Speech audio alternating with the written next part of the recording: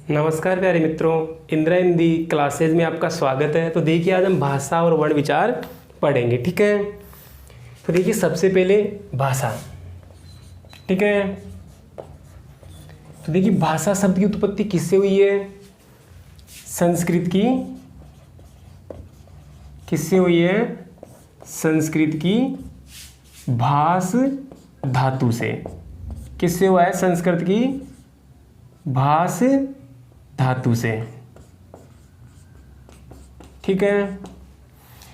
तो देखिए जो भाषा शब्द की उत्पत्ति किसी संस्कृत की भाष धातु से। अब देखो भाष का शाब्दिक अर्थ क्या होता है?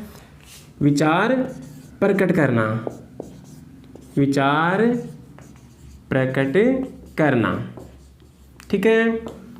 तो देखिए संस्कृत किससे हुआ है? भाष धातु से, और भाष का शाब्दिक अर्थ क्या हो गया? विचार प्रकट करना। अब देखो धातु क्या होती है? क्रिया का मूल रूप। क्या होता है? क्रिया के मूल रूप को ही क्या कहते हैं? धातु कहते हैं, ठीक है। तो देखिए विचार प्रकट करना, नाम से पता चल गया विचार प्रकट करना कि मनुष्य क्या करता है? अपने मन के भावों को एक दूसरे के सामने प्रकट करता है। उसे हम क्या कहेंगे? क्या कहेंगे? भाषा कहते हैं। तो क्या हो जाएगी परिभाषा?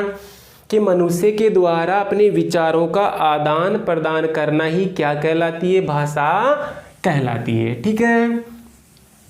अब देखिए भाषा का निर्माण किस किस से हुआ है? भाषा का निर्माण देखो, सबसे पहले भाषा का निर्माण किससे हुआ है? वाक्यों से, ठीक है, वाक्यों से। और वाक्यों का निर्माण किससे हुआ है? सार्थक शब्दों से। और सार्थक शब्दों का निर्माण किससे हुआ है? वर्णों से, यानी कि सार्थक वर्णों से, ठीक है। तो जैसे वाक्य, शब्द और वर्ण, तो इन शब्द से मिलकर किसका निर्माण हुआ? भाषा का निर्माण हुआ है, ठीक है। अब देखिए भाषा का व्यवस्थित क्रम, भाषा का व्यवस्थित क्रम, ठीक है। सबसे पहले देखिए ध्वनि, वर्ण, वर्ण से क्या बने? शब्द, वर्ण से शब्दों का निर्माण हुआ, शब्दों से वाक्यों का, वाक्यों से अनुच्छेद का, और अनुच्छेद से भाषा का निर्माण हुआ है। किसका निर्माण? भाषा का निर्माण, ठीक है। तो अब इनको समझ लेते हैं। वर्ण किसे कहते हैं? भाषा की सबसे छोटी इकाई को क्या कहेंगे? वर्ण कहते हैं। अब शब्द किसे कहेंगे? वर्णों के सार्थक समूह को क्या कहेंगे?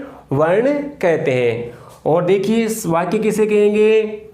दो वर्णों के सार्थक समूह को क्या कहेंगे? वाक्य कहते हैं, ठीक है। अब देखिए ध्वनि, ध्वनि किसे कहेंगे? यानी कि जो अपने जो मुंह से जो आवाज निकलती है उसे क्या कहेंगे? ध्वनि कहते हैं, ठीक है।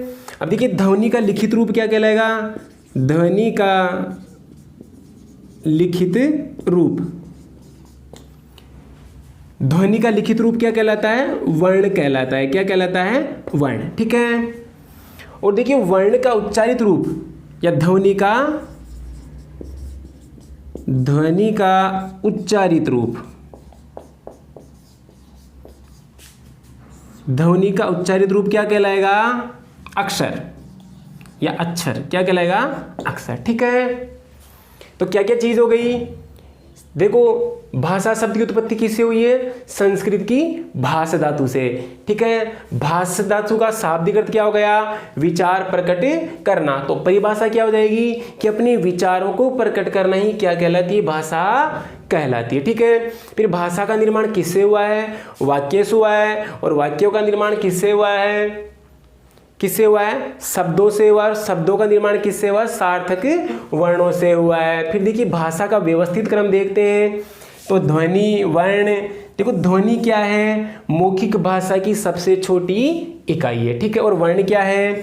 लिखित भाषा की सबसे छोटी इकाई है। और देखिए शब्द क्या हो गया, दो या दो से अधिक वर्णों के समूह को शब्द कहते हैं, ठीक है। और क्या हो जाएगा, वर्णों के व्यवस्थित क्रम को या वर्णों के व्यवस्थित रूप को क्या कहेंगे, वर्णमाला कहते हैं। क्या कहते हैं, वर्णों के व्यवस्थित रूप को क्या कहेंगे, वर्णमाला कहते हैं, ठीक है। अब देखिए भाषा के प्रकार,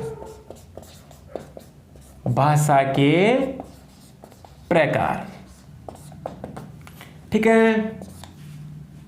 तो भाषा के कितने प्रकार है, भाषा के 3 प्रकार है। सबसे पहले मौखिक, दूसरा क्या हो गया,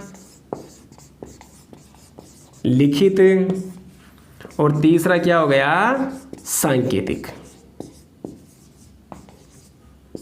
ठीक है। मौखिक क्या हो जाएगा, बोलकर, ये क्या हो जाएगा, लिखकर, और क्या हो जाएगा, संकेतों से।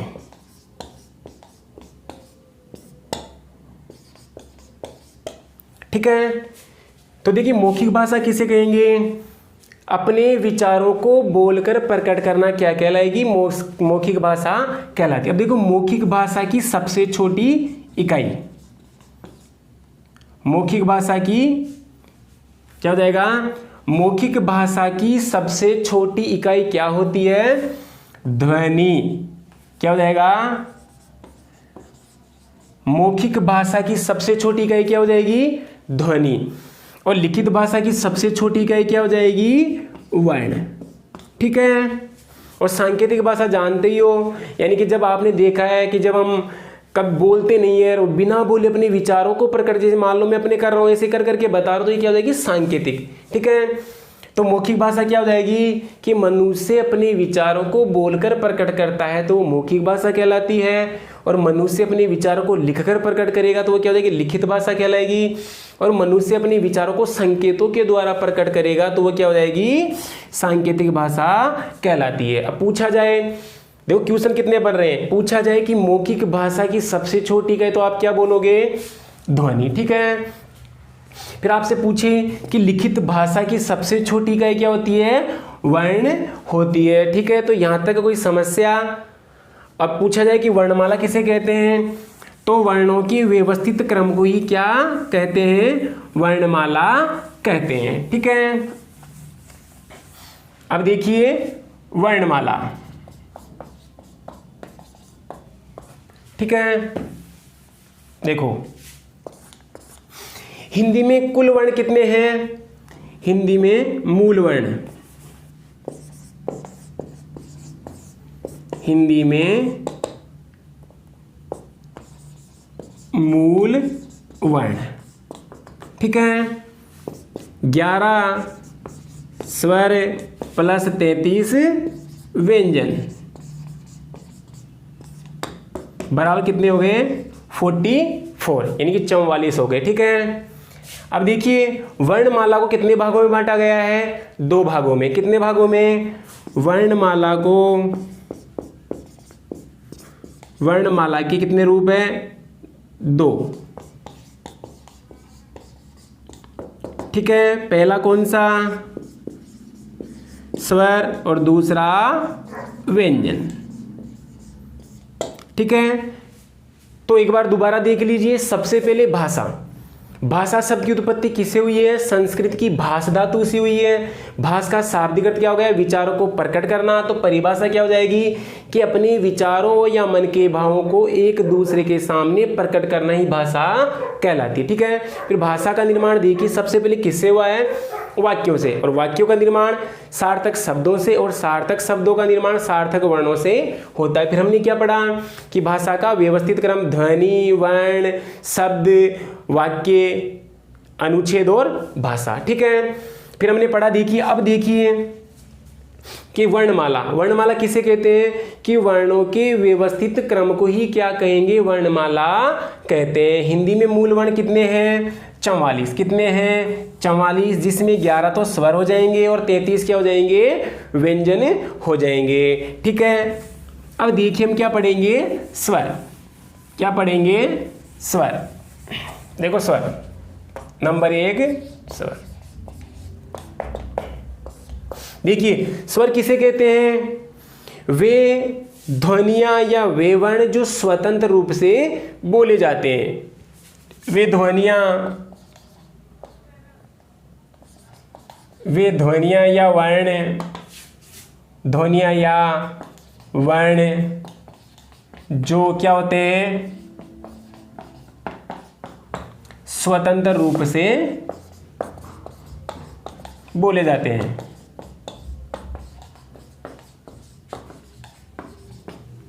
उसे क्या कहेंगे? वर्ण। उसे क्या कहेंगे? स्वर। कि वे ध्वनियां या वर्ण जो स्वतंत्र रूप से बोले जाते हैं उन्हें क्या कहेंगे? स्वर कहते हैं। हिंदी में स्वर कितने होते हैं? 11। कौन कौन से? ए, आ, ई, उ, री, ए, आई, ओ और औ। ठीक है, तो कितने हो गए? 11। तो हिंदी में स्वर कितने होते हैं? 11। ठीक है, अब देखिए स्वर के भेद। स्वर के भेद कितने होते हैं? 2। पहला ह्रस्व या ह्रस्व और दूसरा दीर्घ। ठीक है, ह्रस्व किसे कहते हैं? जिनके उच्चारण में क्या लगता है? कम समय लगता है। जिनके उच्चारण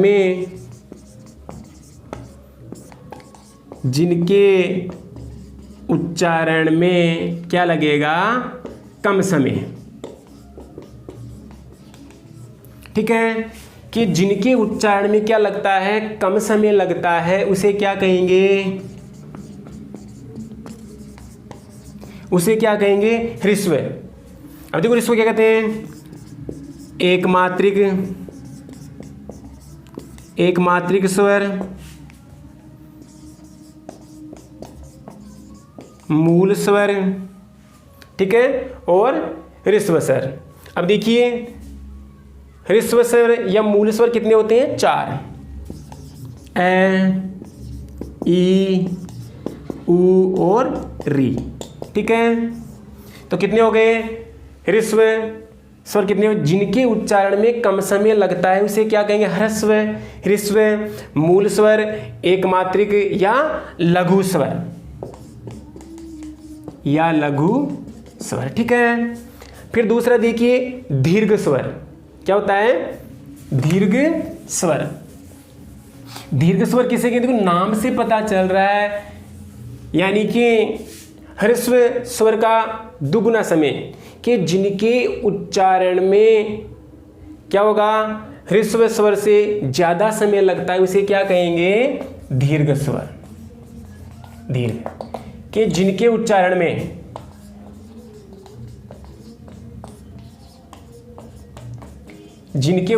में क्या लगता है? उच्चारण में ज्यादा समय लगता है। ज्यादा समय किससे? इससे। इसका दुगना समय लगेगा, उसे क्या कहेंगे? दीर्घ स्वर कहते हैं। ठीक है, जिनके उच्चारण में ज्यादा समय अधिक समय लगता है उसे क्या कहेंगे? दीर्घ। अब इसे देखिए द्विमात्रिक स्वर, गुरु स्वर भी कहते हैं। इसे क्या क्या कहेंगे? द्विमात्रिक स्वर, गुरु स्वर भी कहते हैं। इनकी संख्या कितनी होती है? अब देखिए पता चल जाएगा। 4 उधर तो किधर कितनी है? 7। आ, ई, उ, ए, आई, ओ, आओ। ठीक है, 1 2 3 4 5 6 7। ठीक है, क्योंकि ये जो टॉपिक है थोड़ा बड़ा है तो इसके अपन एक पार्ट में इसको पढ़ा नहीं सकते, इसलिए इसके होंगे इसके 2-3 पार्ट अपन पढ़ेंगे। ठीक है, तो इसका अगला पार्ट अपन पढ़ेंगे। आशा करता हूँ कि जो भी चीज़ पढ़ाई जा रही हो आपको अच्छी तरीके से समझ में आ रही है। अगर फिर भी कोई चीज़ समझ में नहीं आती तो आप कमेंट कर सकते हो। ठीक है, तो वीडियो को पूरा जरूर देखना और लाइक कमेंट और शेयर जरूर करना और चैनल को सब्सक्राइब करना। Thank you.